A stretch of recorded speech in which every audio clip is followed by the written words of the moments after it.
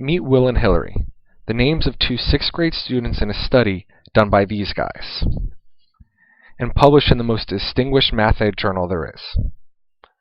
So back to these two students. The most important distinction you should take note of between these two students is that Hillary has a more developed understanding of fractions than Will does. A gross oversimplification represented by this bar graph. This bar graph is mine alone to help illustrate the conclusions the authors reach.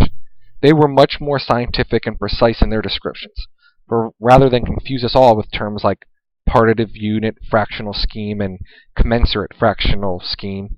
I decided to go with this bar graph. The crux of this study is going to come when they offer the students a problem at what I'll call level 8. Now, if you actually read the title of the article, it talked about ZPC and ZPD. So first we need to see if this level 8 question was within both Will and Hillary's ZPD. And of course, let's first define ZPD. Here's our formal definition, but for our sakes, let's focus on that illustration and simply think of ZPD as what a student can do with the assistance of a teacher or more capable peer. Here's our author's inference regarding ZPD. The underlying assumption is that students learn through assistance, resulting in subsequent development that will enable them to independently interpret and solve such problems later. So this doesn't sound too far-fetched. You assist someone to do something, and then later he or she will be able to do it themselves. And that is a huge piece of what this study is about, which is this quote true? Will assistance at first lead to independence later? So let's see if that level 8 question was within both students' ZPD. They both work on the problem separately for a while, and Hillary has an aha moment where she's able to make a new connection and understand the mathematics more deeply. Will, on the other hand, continues with his less developed understanding to come up with a completely incorrect response. After they both shared their answers, Hillary then explains to Will how she thought about the problem, which seems to resonate with Will. In fact, when a second level 8 problem is asked immediately afterwards, Will gets the question correct completely on his own. This supports the notion of the ZPD, that Will can learn something significantly ahead of his current state with the support of a teacher or more capable peer. Now let's talk about the other zone mentioned in this title, the zone of potential construction, or ZPC, which is formally defined above. Here's how I like to picture what Steffi meant in his definition of ZPC. If Hillary already knows this much about fractions, and the teacher prompts Hillary to think about the mathematics a little more deeply, whether through a question, a comment, or a problem, Hillary might make some mathematical connection that furthers her understanding of fractions. In constructivist terms, this is called an accommodation. And as you can see from this illustration, Hillary's scheme has made an accommodation, and her understanding of fractions is now a little bit greater than it was before that teacher prompt. However, if that exact same prompt was given to Will, who has a less developed understanding of fractions, he might not be able to accommodate his current understanding. And I think as educators, we can all relate to the experience of a student who's working really hard but simply can't get the activity. It's like trying to teach calculus to a first grader. This is an example. This might be one reason why.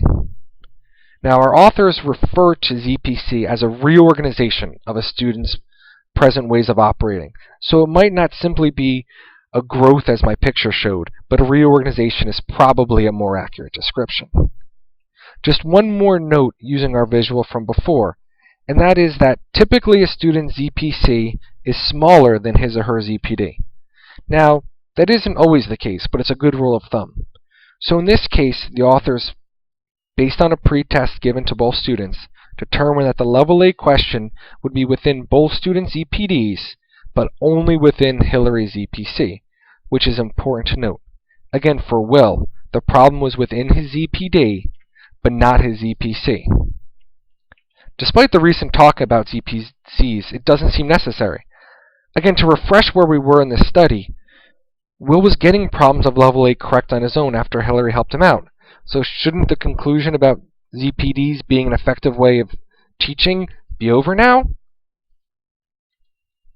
Well, I need everybody to calm down for just a moment. we're forgetting about something very important. Did the perceived learning last? Certainly, if Hillary's explanation made sense to Will, he should be able to answer a similar problem 2 weeks later. So here's the moment of truth. How did both Will and Hillary do 2 weeks after on a similar problem? Hillary, with her newfound understanding of fractions, was able to complete the problem quickly. Will, however, went back to his original understanding of fractions, which again wasn't ready to handle a level 8 question, and got the problem completely incorrect. This is a big moment, because it tells us that Hillary's understanding of fractions had truly changed in a meaningful way, whereas Will's understanding was, and I quote, was not operationally flexible enough to survive. So simply having a procedural scheme is not enough to last. Having a student get problems correct that are within his or her ZPD is not enough if we want learning to last and to be meaningful. If we want meaningful learning, we have to teach within student ZPCs. I know what you might be thinking here. Maybe Will wasn't ready, or maybe he couldn't learn this, or some other reason. So here's a turning point in the study. In fact, the authors actually call this part a second study. The point of this study was to determine, could Will actually understand a level 8 problem if it was within his ZPC? And here's how the teacher in the study went about helping Will.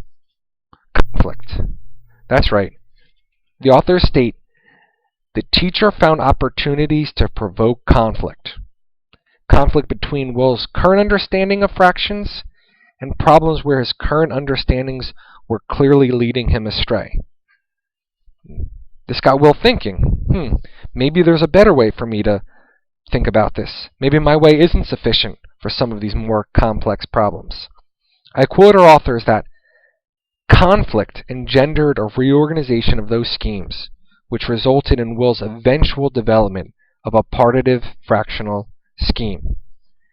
And after Will made that jump, now a level 8 question was within his ZPC. And when confronted with a similar problem again that day, Will was able to make that connection also, similarly to the way Hillary had done earlier. But this time the learning lasted, and Will was able to handle these problems again in future assessments.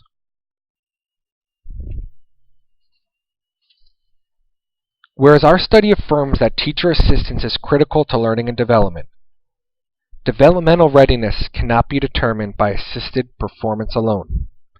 I think too often as educators, we'll give a quiz the next day or an exit ticket while students are leaving class, and good scores will often deceive us into thinking that the students truly understood the mathematics. And then on the midterm or final, even maybe on the unit test when the students don't get the problems correct, we chalk it up to lack of studying, blowing off the test, a simple mistake was made, because as educators we truly believe that the students knew the math.